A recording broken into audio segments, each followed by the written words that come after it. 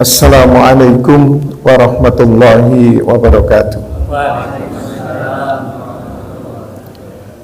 Innal hamdalillah nahmaduhu wa nasta'inuhu wa nastaghfiruh wa na'udzu billahi min syururi anfusina wa min sayyiati a'malina.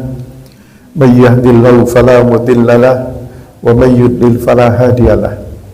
Asyhadu an la ilaha illallah wahdahu la syarikalah wa asyhadu anna Muhammadan abduhu wa rasuluh la nabiyya ba'dah. Allahumma shalli ala Muhammad wa ala alihi wa sahbihi ajmain. Ibu bapak jamaah salat subuh yang berbahagia, mari kita panjatkan puji syukur kehadirat Allah Subhanahu wa taala yang telah melimpahkan rahmatnya kepada kita, khususnya rahmat iman dan kesehatan. Salawat dan salam semoga tetap dilimpahkan pada junjungan kita Nabi besar Muhammad sallallahu alaihi wasallam yang telah menunjukkan kepada kita jalan kebenaran, yakni al-Islam. Alhamdulillah ibu bapak yang berbahagia, pagi hari ini kita bertemu kembali, ini atas izin Allah tentu saja. Nggak ada yang lepas dari izin Allah, nggak ada yang lepas dari skenario Allah ya, semuanya direncanakan. Mungkin hari ini ada yang berhalangan tidak hadir di masjid kita ini karena ada tugas di masjid yang lain misalnya. Itu semuanya Allah yang mengatur ya. Kapan kita bertemu, kapan kita berpisah, semuanya dalam kendali Allah. Ibu bapak yang berbahagia, judul yang diberikan Al-Quran sebagai penawar. Wah, ini berat. Biasanya saya membahas materi-materi yang berhubungan dengan sains ya, biasanya itu. Walaupun ada juga yang terkait dengan motivasi spiritual, ada yang seperti itu ya. Nah, kali ini Al-Quran sebagai penawar. Penawar ini macam-macam gitu ya. Tapi yang jelas penawar itu hubungannya dengan masalah yang kita hadapi. Kalau penawar biasanya kita kenal kan penawar racun. Jadi pokoknya segala yang tidak menyenangkan ya, gimana cara mengobatinya. Nah, itulah penawar gitu. Wah, ini tema yang begitu luas ya, tapi fokusnya adalah kepada berbagai hal yang terkait dengan tubuh ya, fisik atau juga psikologis.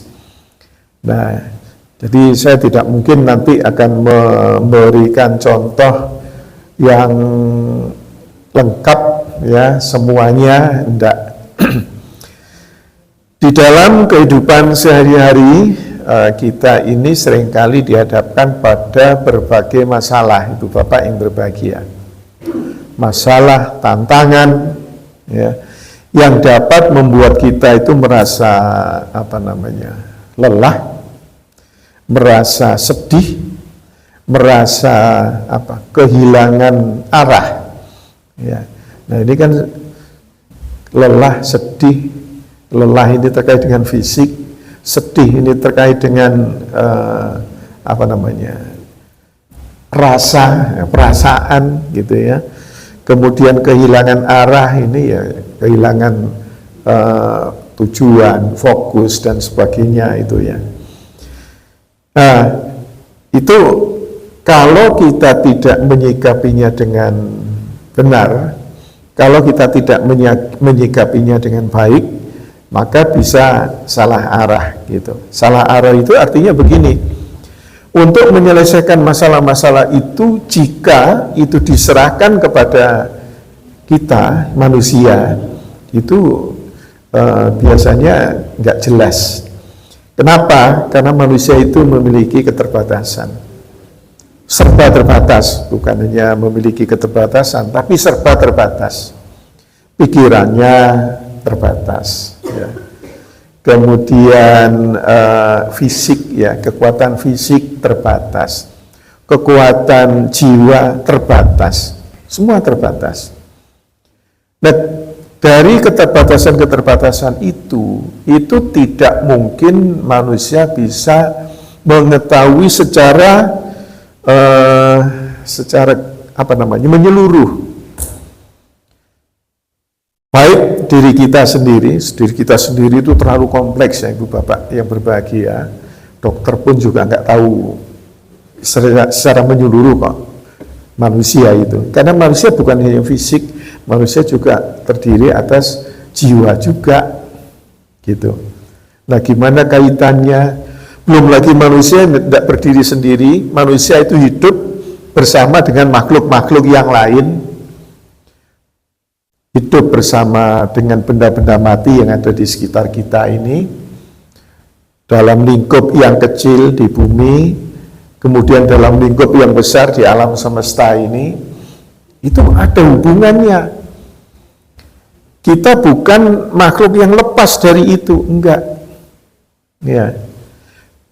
Kemudian kita hidup bersama dengan tumbuh-tumbuhan, hidup bersama binatang, hidup bersama jasad-jasad renik, virus, ya, kemudian amuba dan sebagainya itu, ya, bakteri, hidup dengan binatang-binatang kecil yang mungkin tidak bisa kita lihat ya dengan mata biasa, harus menggunakan mikroskop misalnya.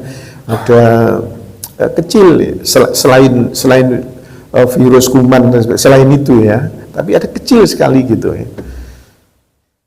Atau mungkin hidup dengan binatang-binatang yang menjijikkan dan sebagainya, itu ada di sekitar kita dan itu tidak berdiri sendiri, ada hubungan satu dengan yang lain ya. Kalau di teori fisika kuantum ini nyandak fisika kuantum, ternyata ya itu benar, kita ada hubungan satu dengan yang lain. Jadi satu benda ya Ibu Bapak yang berbahagia, kalau dipotong-potong, satu dipotong jadi dua, dua dipotong lagi jadi empat, empat dipotong lagi jadi 8, dipotong lagi jadi 16, jadi 32, 64 dan seterusnya ya. Itu pada potongan yang ke-20 misalnya, itu sudah nggak bisa dilihat lagi. Tapi itu masih bisa dipotong terus. Ya, walaupun nggak bisa dilihat, sejatinya ada. Terus bisa dipotong. Ya. Sampai potongan yang terkecil, kalau itu bisa dilakukan, itu yang disebut quark. Ya, quark. Dan quark itu bersifat gelombang atau getaran. Semua benda ya, apakah batu, kayu, benda yang ada di tubuh kita ini ya, ada kuku, ada macam-macam, rambut dan semuanya, kulit kita, itu bagian terkecilnya sama ya. Kita sama dengan batu, kita sama dengan kayu, kita sama dengan cacing, kita sama dengan apa saja, yaitu quark atau getaran atau gelombang ya. Itu di tingkat alam kuantum, katakanlah begitu, alam kuantum. Nah, dan itu ada hubungannya satu dengan yang lain, ada hubungannya. Kita dengan semua benda yang ada di alam ini ada hubungannya di tingkat kuantum, terhubung, saling terikat, saling berkomunikasi, saling berinteraksi. Contohnya Ibu Bapak yang berbahagia, di alam kuantum itu kan getaran, itu gelombang, kita bisa langsung berhubungan satu dengan yang lain ya, kalau kita latih. Contoh yang paling mudah adalah HP kita, HP ya. Kalau dulu kan kita berhubungan dengan telepon itu harus menggunakan kabel. Menggunakan kabel ada jarak. Misalnya kita berhubungan kalau di dalam satu kantor, satu ruang dengan ruang yang lain, itu menggunakan kabel. Ya. Ada batas di situ, batasan ruangan, batasan jarak. Kemudian kalau kita ingin berhubungan dengan saudara kita atau teman kita yang ada di luar kota, juga menggunakan kabel. Dan itu pun orangnya harus standby di depan telepon, ya, harus standby di depan telepon. Kalau nggak standby di depan telepon, nggak bisa kita berhubungan. Itu masih menggunakan sinyal-sinyal listrik, ya. Nah sekarang itu sudah masuk ke level paling dalam, ya. Kita berhubungan dengan siapapun sudah nggak ada batasan lagi, ruang nggak ada batasan jarak, nggak ada batasan waktu. Kita berhubungan dengan teman kita yang di Amerika, ya, itu bisa kita lakukan saat ini juga. Dan bahkan bisa berkomunikasi menggunakan video, ya, video, dan itu di depan kita. Nah, tanpa kabel. Nah, artinya apa Ibu Bapak yang berbahagia? Kita hanya berhubungan di tingkat gelombang, getaran, ya, getaran. Sehingga apa yang terjadi di sini saat ini itu dirasakan juga oleh teman kita yang di Amerika saat ini juga bersamaan. Ya, kita langsung bisa berinteraksi.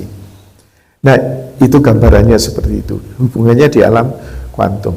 Kalau dulu para wali itu mau rapat, wali songo mau rapat, itu kan harus bayangkan kalau harus ngirim surat. Ngirim surat dikirim oleh kurir dari Sunan Giri di Gresik ke Sunan Gunung Jati misalnya di Jawa Barat sana. Nah itu ngirimnya pakai apa? Ngirimnya kurirnya itu pakai apa? Kuda. Kendaraan yang tercepat waktu itu kuda. Berapa lama baru nyampe di sana? Ya, kalau kuda ya. Nah, kemudian balik lagi, belum lagi ke wali-wali yang lain itu, hanya untuk manggil rapat, undang rapat kumpul di Gresik misalnya gitu. Lama, tapi mereka waktu itu tidak menggunakan surat, enggak, tapi menggunakan gelombang juga, getaran. Ya, nah. Dengan cara gimana? Ya cukup dengan komunikasi dengan batin. Itu mengirim gelombang. Sehingga pada hari yang ditentukan mereka sudah datang kumpul pas hari itu di tempat yang ditentukan. Itu juga prinsipnya sama dengan HP kita. Ya. Jadi gelombang itu nggak ada jarak akhirnya. Nggak ada jarak, bisa berkomunikasi. Nah, apakah itu bisa dilatih? Bisa. Bisa Ibu Bapak. Saya tahun berapa kemarin itu mempresentasikan konsep kesaling terhubungan itu di Bali ya, di Denpasar. Kemudian waktu setelah itu istirahat, makan siang, ketemu dengan salah satu peserta itu, Ustadz Yusuf namanya, beliau mu'alaf, sekarang punya pesantren di Gunung Kidul, ya, Jawa Tengah, di IY ya. Beliau cerita pada saya, Pak, saya sudah mempraktekkan katanya, sudah mempraktekkan, betul itu konsep itu katanya. Loh maksudnya gimana, praktek gimana? Saya itu pernah mencoba suatu sore, saya di luar kota, Saya fokus menghubungi istri saya, gitu ya, bukan dengan HP ya, tapi dengan batin. Gitu. Nah, kemudian setelah saya pulang, itu saya tanya ke istri saya, Dek, kemarin sore apa yang dirasakan? Iya, saya merasakan sampean itu menghubungi saya, katanya. Itu nggak ada janjian ya, nggak ada janjian. Tapi istrinya merasa sedang dihubungi.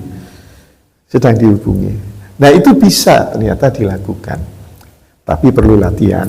Ya. Nah, gimana rahasianya?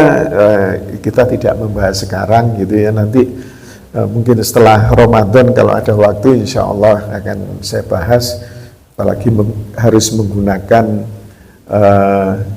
LCD proyektor. Nggak tahu sudah diupdate belum lampunya. Ya, Ibu Bapak yang berbahagia, jadi tadi kok beloknya ke sana ya, tapi nggak apa-apa. Begini, karena tadi kita kan membahas terkait dengan batin, dengan jiwa dan sebagainya ya, jadi beloknya ke situ. Ibu Bapak yang berbahagia, dan semuanya itu, informasi itu ada di dalam Al-Quran ya, dalam Al-Quran. Dan sekarang dekat juga dengan nuzulul Quran ya. Nuzul Quran itu bukan diklaim. Dulu ada yang mengatakan begini, turunnya Al-Quran itu tanggal 17 Ramadan, kan gitu ya. Malahan ada yang mengatakan waktu itu turunnya Al-Quran itu pas tanggal 17 Agustus. Nah, ini udah adik. 17 Agustus katanya. Ya, ini kalau itu agak ngawur itu kalau 17 Agustus. Kalau pas 17 Ramadan, jamaah yang berbahagia, ini juga menjadi pertanyaan, apakah betul? Karena di Al-Quran juga disampaikan bahwa Al-Quran diturunkan pada malam Lailatul Qadar. Kalau Lailatul Qadar, ya bukan 17 Ramadan kan gitu. Ya, di 10 hari terakhir. Nah, tapi kita tidak memperdebatkan masalah itu.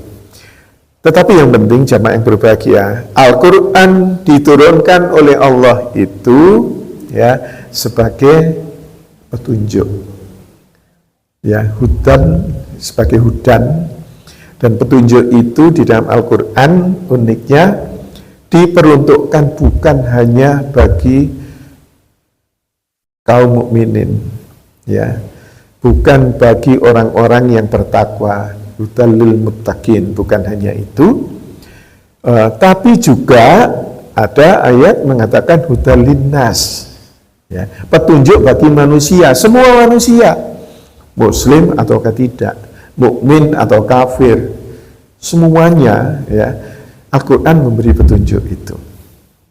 Nah, cuma jamaah yang berbahagia, yang akrab dengan petunjuk itu ya hanya orang-orang Islam, terkhusus kaum mukminin. Ya, itu yang akrab. Sementara yang lain itu tidak pernah berinteraksi dengan Al-Quran. Yaitu merupakan kewajiban bagi kita kaum muslimin untuk mendakwahkan Al-Quran itu kepada mereka supaya mereka tahu bahwa ada petunjuk. Ya, tentu petunjuk bagi manusia hudal linnas secara keseluruhan itu sifatnya yang umum,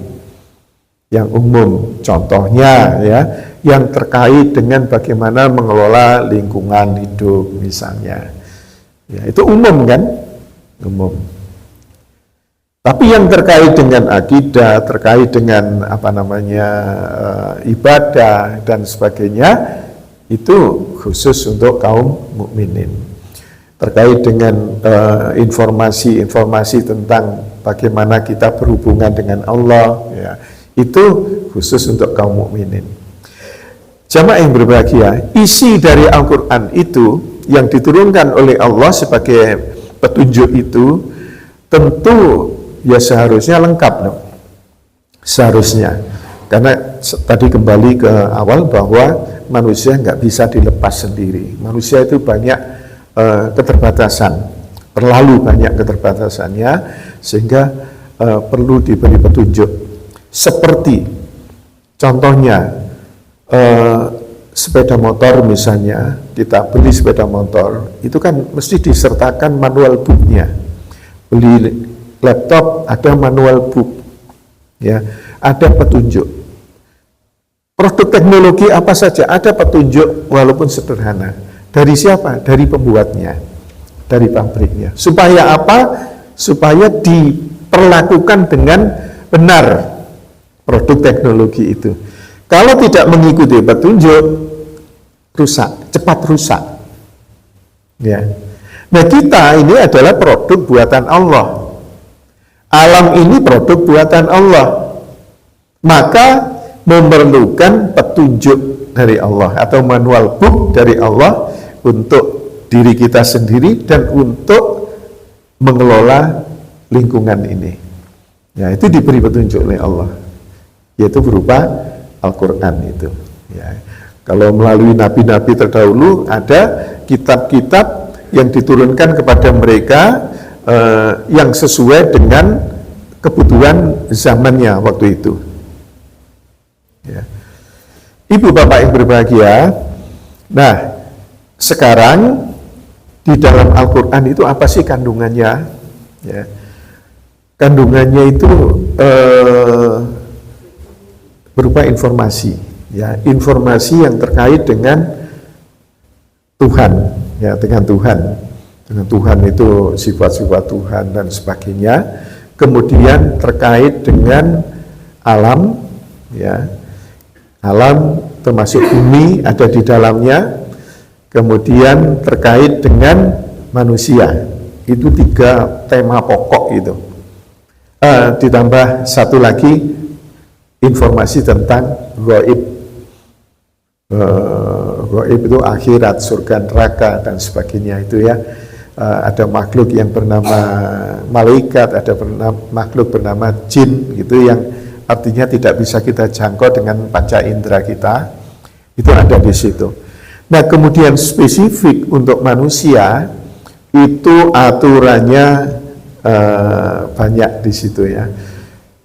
Terkait dengan diri sendiri, terkait dengan keluarga, terkait dengan masyarakat, terkait dengan ekonomi, terkait dengan lingkungan hidup, terkait dengan politik, terkait dengan hukum, terkait dengan ideologi, ya, itu diatur, ya. Di situ merupakan petunjuk. Ada perintah, ada larangan. Ya. Kalau ada perintah, ada larangan, berarti ini berhubungan dengan sesuatu yang benar-benar harus diperhatikan oleh manusia supaya tidak salah, gitu. Ya, perintah sholat itu adalah untuk kita sebetulnya. Sholat itu kalau dalam surat Toha itu innani anallah la ilaha illa ana fa'budni wa aqimi sholata li dzikri. Sungguh aku ini adalah Allah, tidak ada Tuhan selain aku. Ya. Dirikanlah sholat untuk mengingat aku, ya, untuk zikrullah. Jadi salah satu fungsi Al-Quran, fungsi sholat adalah untuk mengingat Allah, zikrullah. Ya, kita pernah membahas waktu itu tentang zikir dan fikir gitu ya. Nah, ibu bapak yang berbahagia, jadi sholat fungsinya itu adalah interaksi kita dengan Allah, aspek spiritualnya. Allah memberikan perintah itu untuk meluruskan, mengingatkan bahwa sejatinya yang berhak untuk kita sembah atau yang terkait dengan seharusnya kepada siapa kita bersandar harus kepada siapa yang kita tuju di dalam hidup ini, ya. Nah, itu aspek spiritual, yaitu kepada Allah semata.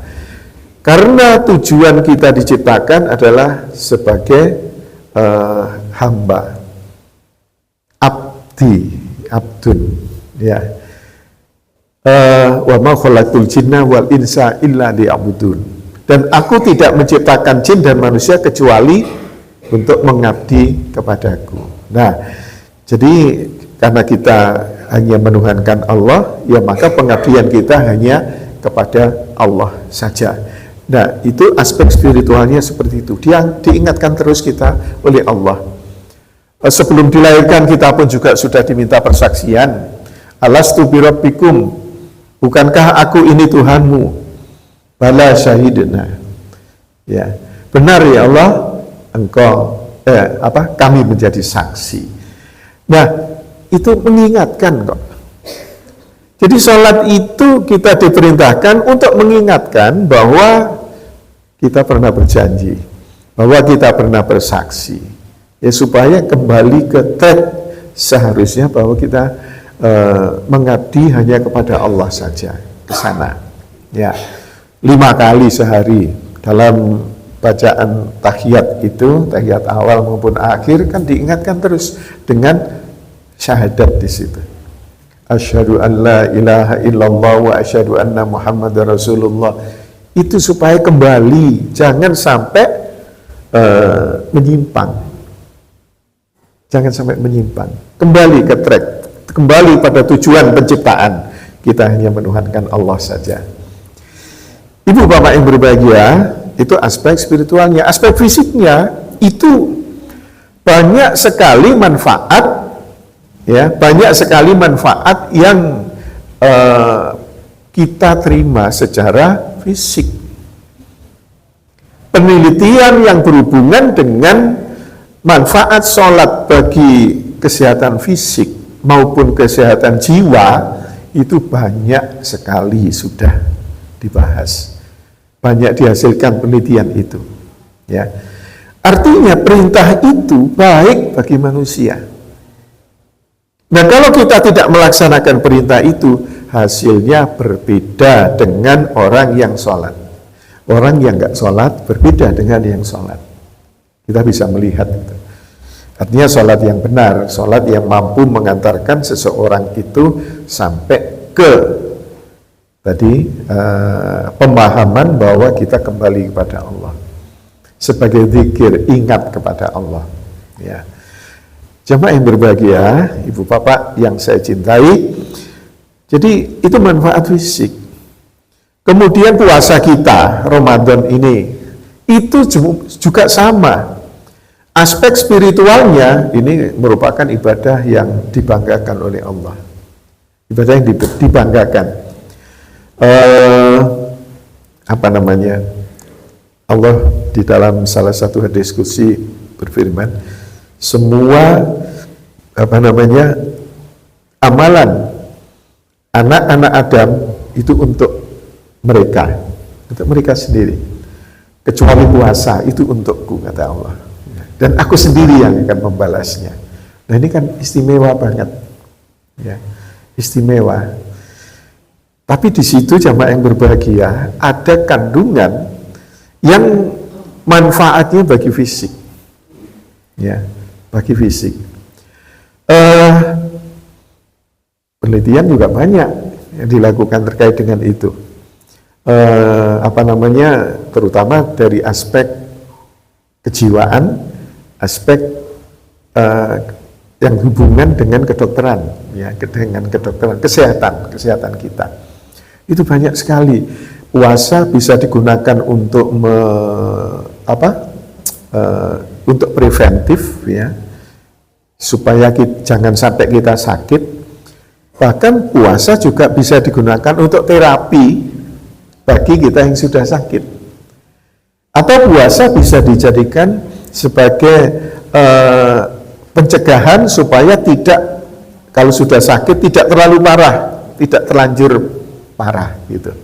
Itu banyak penelitian itu. Ya. Nah, kan untuk kita juga.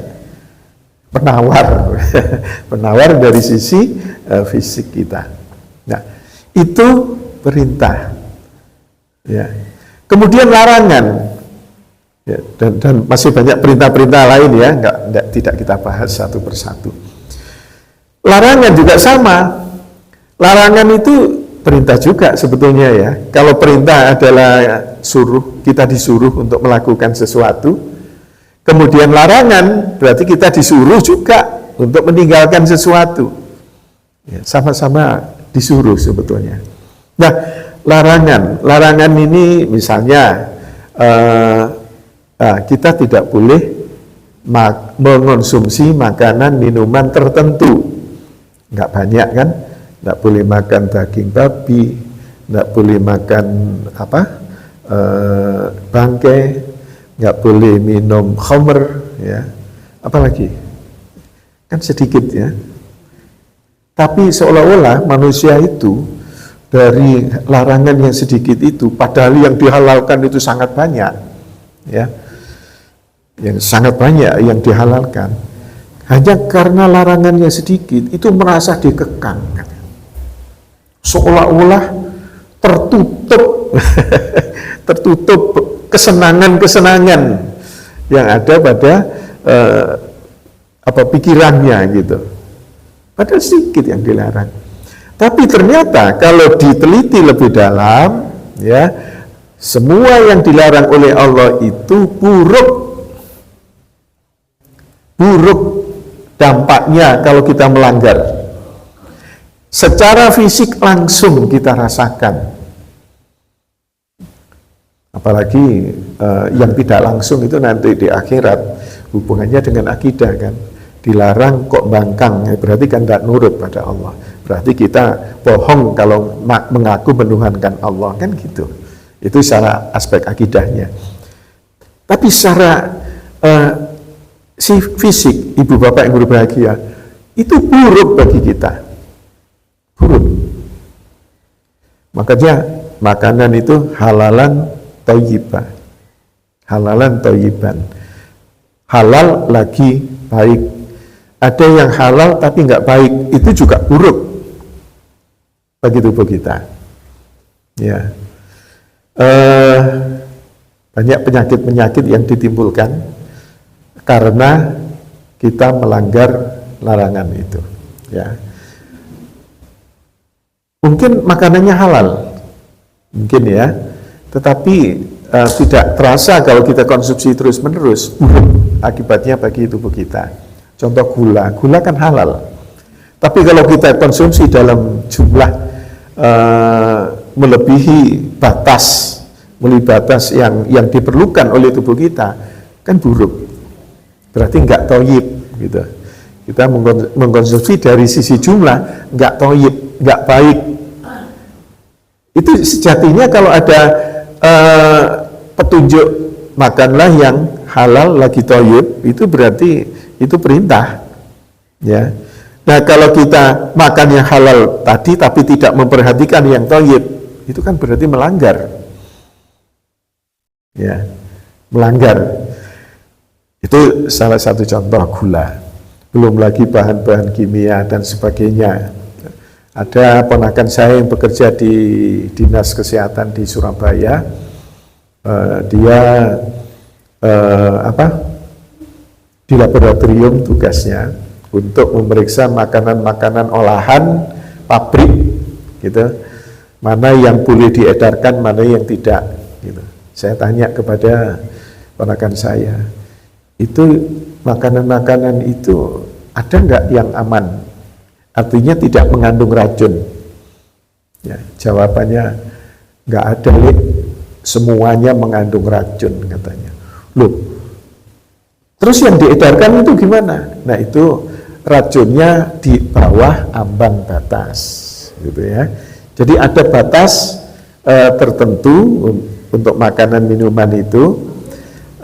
Kalau masih di bawah batas itu boleh diedarkan. Tapi kalau sudah melebihi ambang batas itu nggak boleh diedarkan. Ya, nggak boleh.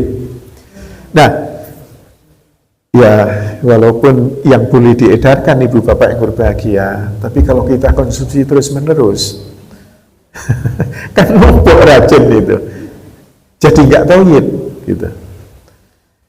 Ya, tapi kalau kita hanya ingin sekali-sekali saja bolehlah, gitu ya. Makanan olahan pabrik itu adalah makanan yang ya produksi pabrik ya. Itu nggak aman karena prosesnya panjang. Proses pengolahannya dari bahan baku hingga menjadi produk makanan atau minuman itu panjang prosesnya. Dan ini tidak luput dari bahan-bahan kimia juga. Ya. Nah, yang aman adalah yang kita olah sendiri. Bahan baku langsung kita olah, langsung kita konsumsi, itu yang aman.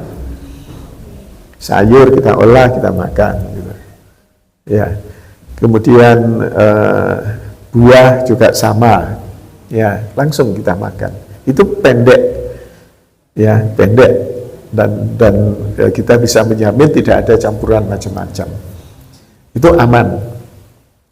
Nah, ibu bapak yang berbahagia, jadi itu salah satu petunjuk dari Allah Subhanahu Wa Taala. Ya, perintah dan larangan itu pada dasarnya adalah untuk kebaikan kita sendiri. Kalau kita melanggar, merugikan kita sendiri.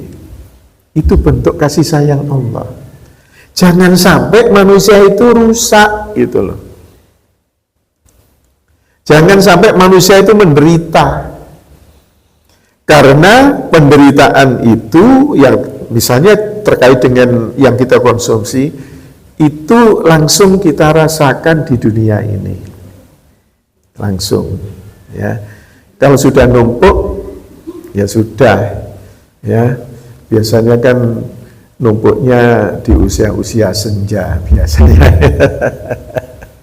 Ya, tapi ada juga yang masih anak-anak sudah kena karena begitu intensnya dia suka makan makanan olahan, ya cenderung menolak makanan masakan ibunya. Nah itu. Kenapa sekarang banyak anak-anak kecil yang sudah kena diabetes, yang ginjalnya rusak, yang macam-macam, masih kecil. Setelah ditelusuri ternyata makanannya, ya numpuk gitu. Ya kata istri saya itu panen, panen yang sudah ditabung sekian lama panennya saat itu ya. Kalau yang sudah senja, panennya ya sudah senja, makanya banyak macam-macam keluhan.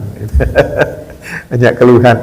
Padahal Allah sudah sejak lama memberikan rambu-rambu itu jangan dilanggar. Ya.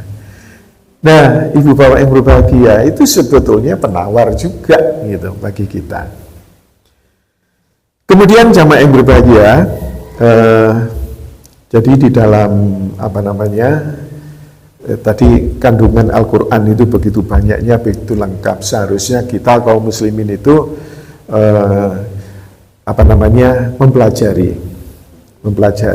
Kalau hanya mengandalkan dari apa yang disampaikan oleh para ustadz, itu sedikit yang bisa disampaikan. Kita misalnya ikut pengajian seminggu sekali, padahal dalam sekali penyampaian itu hanya satu cerita tentang satu ayat. Kemudian di Al-Quran itu berapa ribu? 6.000 lebih ayat. Kapan bisa diselesaikan semuanya kalau kita tidak aktif mempelajari sendiri? Ya. Dan seringkali juga para ustadz menyampaikan itu berulang. Ustadz yang satu menyampaikan halalan thayyibah, kemudian ustadz berikutnya menyampaikan hal yang sama, nggak ada koordinasi soalnya. Terulang. Kapan kita sampainya mempelajari Al-Quran ini dengan baik, ya, dengan utuh, kalau kita tidak berusaha sendiri. Karena Al-Quran itu merupakan huda, petunjuk. Ya, namanya petunjuk, ya, itu pasti merupakan guidance, ya, guidance atau petunjuk arah ya bagi kita dalam menjalani hidup ini supaya benar, supaya baik, supaya bahagia dan sebagainya itu. Karena terlalu kompleks, ibu bapak yang berbahagia. Al-Quran itu bisa menangani atau mengatasi stres, ya, dan kecemasan, bisa menangani itu. Kemudian juga terkait dengan mengatasi depresi atau keputusasaan. Ini yang berat-berat ya, stres, kemudian depresi, kemudian ada lagi sakit fisik, ya, bahkan sakit fisik, ya. Kemudian masalah-masalah yang timbul dalam keluarga, ya. Ini penting sekali, masalah-masalah yang timbul dalam keluarga ini gimana cara mengatasinya, ya. Kemudian ada lagi masalah keuangan. Nah, Allah ngatur, Masya Allah, ya. Ini memang Al-Quran ini beda kok dengan kitab-kitab yang lain itu. Kemudian bagaimana cara menyikapi musibah? Nah, musibah ibu bapak sekalian, ini saya ambil salah satu difokuskan saja ke musibah. Musibah itu apa sih gitu ya? Musibah itu begini. Musibah itu bukan selalu bencana alam, enggak. Pokoknya segala sesuatu yang timbul dari luar, yang berkaitan dengan diri kita, yang kita merasakan tidak nyaman, tidak enak, tidak menyenangkan. Itu musibah secara umum. Bencana alam kan nggak menyenangkan bagi kita. Itu juga musibah. Rumah terbakar, musibah. Kita jatuh, musibah. Ada orang memarahi kita, musibah. Ya, musibah. Sekedar marah itu, musibah itu. Ya. Atau yang kedua, musibah juga bisa berupa sesuatu yang bagi kita itu kita tidak merasakan, itu tidak menyenangkan. Kita merasa senang saja, ya. Jadi jangan disangka suatu nikmat yang diberikan pada kita itu selalu selalu menyenangkan. Enggak, itu bisa berubah musibah juga, bisa, ya. Pada akhirnya nanti itu musibah. Atau kalau kita terlena dengan segala yang menyenangkan itu musibah sejatinya. Karena kita lupa diri, lupa pada Allah. Yang kita ingat adalah diri kita sendiri. Misalnya kita diberi nikmat oleh Allah SWT, ya, rezeki yang banyak, kemudian kita menepuk dada, ini gara-gara saya, ini gara-gara ilmu saya bisa mendapatkan rezeki seperti ini. Itu musibah kalau ada perasaan seperti itu. Kita lupa pada Allah, bahwa Allah yang memberikan rezeki, bahwa Allah yang menentukan segalanya, bahwa Allah adalah sumber semua kenikmatan itu. Kita lupa. Itu musibah besar yang terkait dengan akidah. Kita melupakan Allah, tapi lebih mendahulukan diri kita, membanggakan diri kita. Akibatnya nanti itu di akhirat yang kita rasakan, bukan saat ini. Ya, di akhirat. Kalau toh saat ini terjadi sebagai akibat dari kebanggaan itu, kemudian Allah nggak suka, ya, misalnya, itu bisa aja langsung dibalik, karena banyak peristiwa-peristiwa yang pernah terjadi di masa lampau, kaumnya Nabi Lut, kaumnya Nabi Saleh dan sebagainya, yang dibinasakan oleh Allah gara-gara lupa diri tadi. Sudah diberi kemakmuran, ya, itu lupa pada Allah. Langsung dibalik oleh Allah, besoknya jadi bencana. Dari bencana. Itu bisa terjadi. Itu musibah. Nah, sekarang musibah yang kita rasakan saat ini, ya, musibah itu bisa berasal dari anak kita, bisa orang terdekat, dari pasangan kita bisa, dari menantu bisa, dari teman bisa, dari tetangga macam-macam ya. Ini yang sifatnya soft ya, bukan yang hard, bukan yang keras-keras seperti bencana alam, bukan. Kita perlu memahami kalau itu sudah terjadi, itu nggak enak ya. Jadi pelik, jadi pusing kita di dalam menghadapi musibah semacam itu ya. Bahkan menyebabkan tidur nggak nyenyak, makan tak enak ya. Bekerja pun tidak bisa konsentrasi gara-gara masalah-masalah seperti itu ya. Apalagi berlarut-larut tidak kunjung usai, ini berat. Nah, Allah menginformasikan pada kita di dalam surat At-Taghabun ayat 11, ma asaba min musibatin illa biidznillah ya. Tidak ada suatu musibah pun yang menimpa seseorang kecuali dengan izin Allah ya. Wa man yu'min billahi yahdi qalbih wallahu bikulli syai'in alim. Siapa yang beriman kepada Allah, niscaya dia akan memberi petunjuk kepada hatinya. Allah Maha mengetahui segala sesuatu. Allah Maha mengetahui segala sesuatu. Jadi untuk mengatasi musibah itu jemaah yang berbahagia, Allah mengingatkan kembali kepada Allah. Serahkan kepada Allah ya. Kembali kepada Allah. Maka Allah akan memberi petunjuk. Jangan dipikir sendiri sampai pusing, nggak ketemu petunjuk, nggak ketemu cara penyelesaiannya bagaimana. Ya. Jadi semua sebetulnya kita ini punya musibah masing-masing, cuma tidak saling mengetahui. Yang tahu diri kita sendiri. Nah, kalau kita andalkan pikiran kita sendiri untuk menyelesaikan masalah itu, nggak kunjung selesai. Makanya Allah mengingatkan, kembali kepada Allah, tanya pada Allah, serahkan kepada Allah, gitu. Maka Allah akan memberi petunjuk. Ya. Nah, salah satu petunjuk ini ada kata-kata hikmah dari para ulama. Musibah itu datangnya dari luar, ya, dan tidak bisa kita menolak. Dan tidak bisa kita mengendalikan, given, diberi, ya, tidak bisa kita kendalikan. Yang bisa kita kendalikan adalah bagaimana menyikapi musibah itu. Nah, jadi ini yang disebut apa namanya itu. Ya.